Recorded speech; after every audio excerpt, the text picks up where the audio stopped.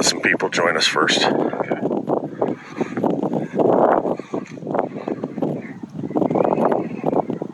going to have you panic on the camera over there because I point out WWC.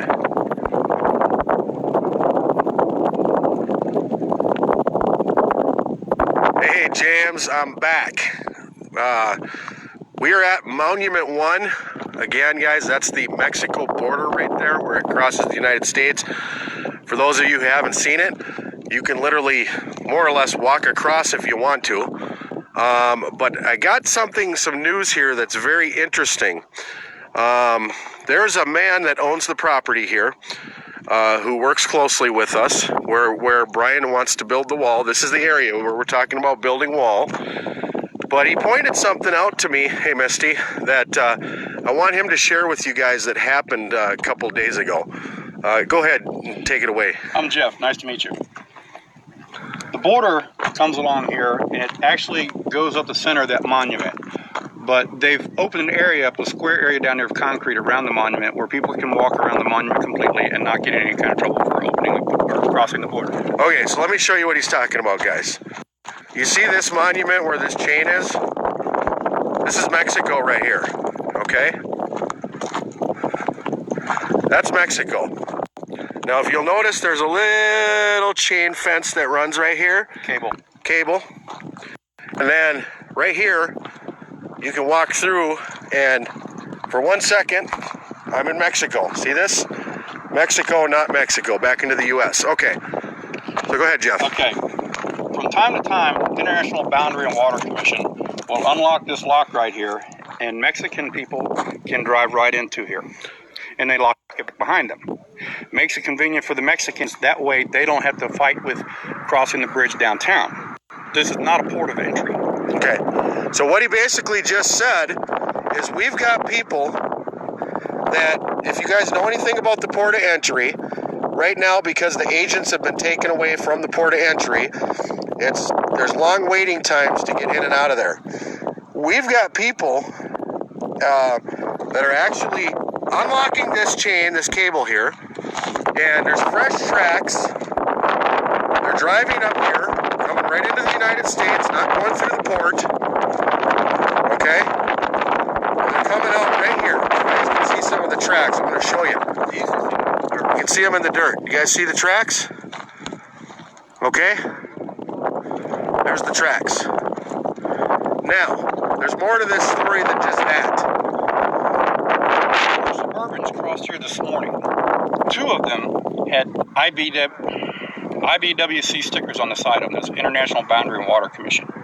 What they do, there's a boulder right here that's supposed to be sitting here to block this off. They came over 2 days ago and shoved it out of the way. This was a planned incident. Okay, so what he just said is not only did they open up the cable down there, but this big boulder right here, see this rock? This rock was right here. See where the tire tracks are? Okay, so that people can't drive through here. This is obviously not a port. You're not allowed to drive in. And so we've got government vehicles, international, what'd you say? International Boundary and Water Commission. International Boundary and Water Commission. That because they don't want to wait, they think it's okay to unlock the cable, drive through here. This isn't a port. This isn't even an entry. And they moved a rock that I know right now you cannot lift with a hand. You've got to have either a truck and a big chain, or you got to have a tractor. Any ideas how they might have moved it? They used their track hoe from over there where they're cleaning out the river. Oh, they're cleaning out the river over here. And shoved the boulder out of the way and then went back. When the Suburbans crossed this morning, they drove down the levee, and when they got to the shallow part of the river, they drove across the river onto Paisano and drove on toward downtown. Okay, so did you hear that? So basically, they're crossing illegally, okay, using equipment that's being used to dredge the river to move boulders that are here for the little bit of security that there is, okay?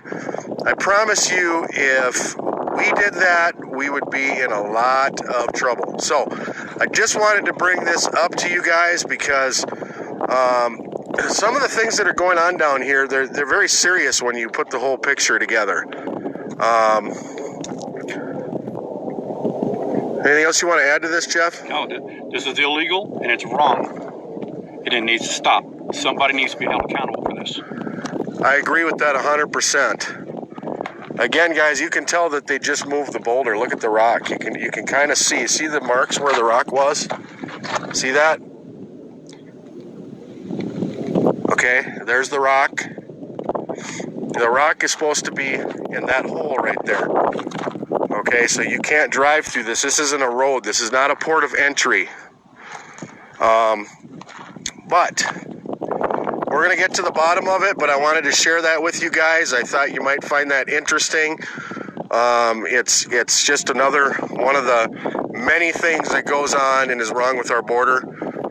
Yes, Lacey, we do plan on rectifying that situation.